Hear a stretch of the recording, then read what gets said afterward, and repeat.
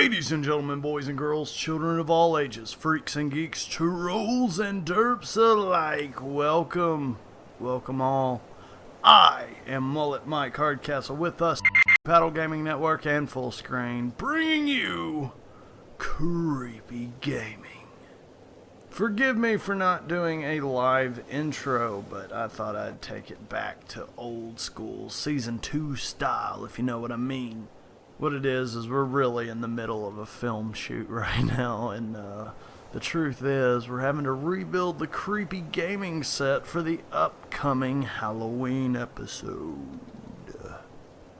But you don't care about any of that behind the scenes crap. Today, we will be covering the park. Thanks to everyone who suggested it. So without any further ado, turn the lights down and the volume up as we journey once again into some creepy gaming.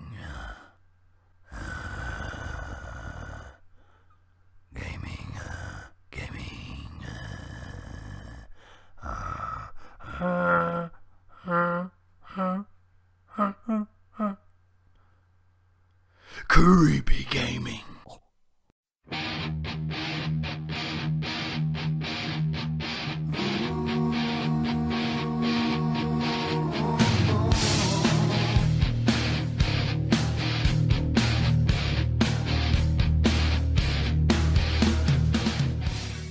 The Park is a horror game that was released in the fall of last year. It's October and the holiday season is officially upon us. Halloween will be here soon, so I thought I'd bring you guys some interesting thrills, chills, and even some feels in this episode of Creepy Gaming. The Park was published and developed by Funcom and released in October of 2015. Rather than a typical survival horror game, this game is more psychological, I'd say. This title is pretty straightforward. The less is more approach of this game really works in its favor. It's basically a scary game of Marco Polo. You play as a mother looking for her son in this disturbing amusement park. There's even an option where you can call out to him, and his replies will let you know if you're going the right way.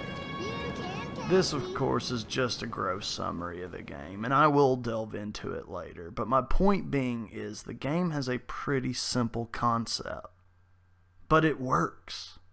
The park starts off right away with an excellent opening. Nothing to get in the way, just straight into the madness.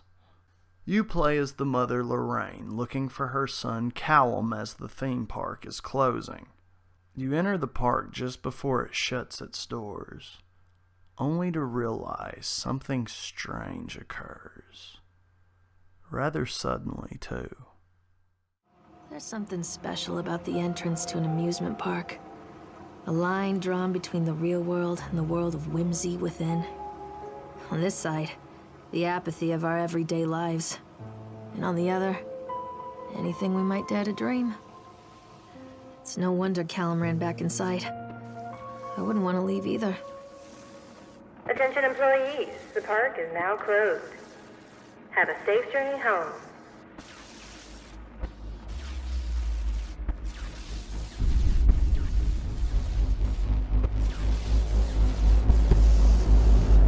The park itself transforms into this nightmarish world.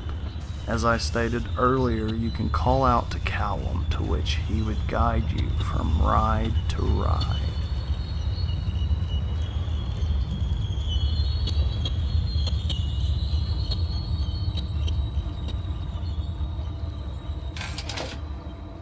Oh God. The park. What happened here?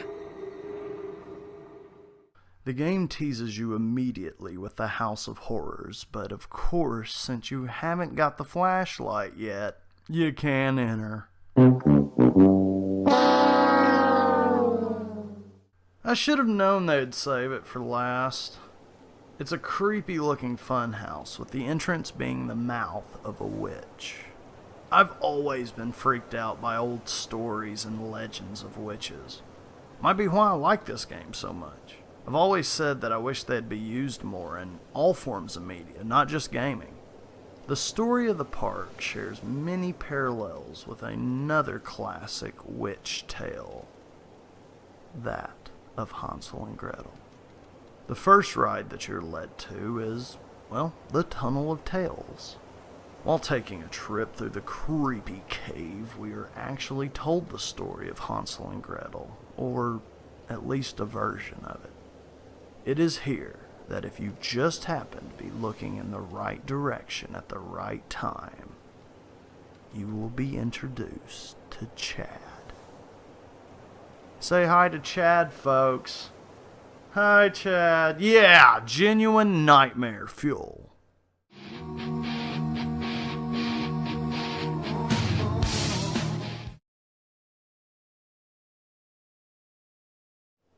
The game itself really isn't that long. There's only a handful of rides, but each one comes complete with its own creepy, memorable moments. Once having a go at each of the rides, you eventually find the flashlight and head to the House of Horrors. I won't spoil it for you, but this is what the game's tension eventually builds up to. It reminds me of a PT-like psychological thriller. And I know I use that analogy quite a bit, but it's been a trend here in horror games as of late. Again, this title is pretty short, so if it sounds like your style, then check it out. It's worth a playthrough, I'd say.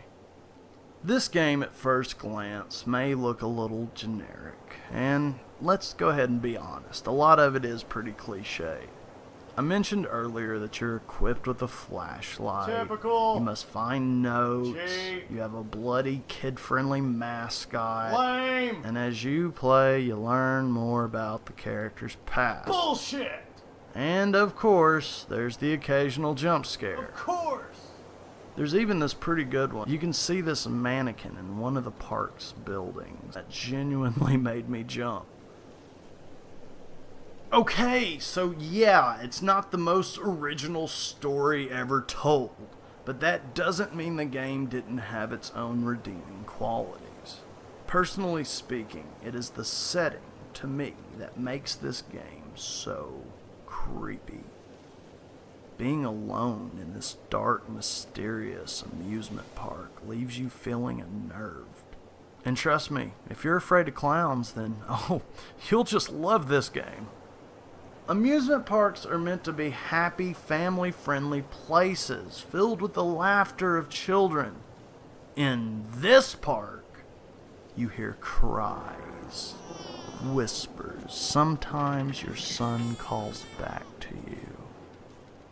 Sometimes he doesn't.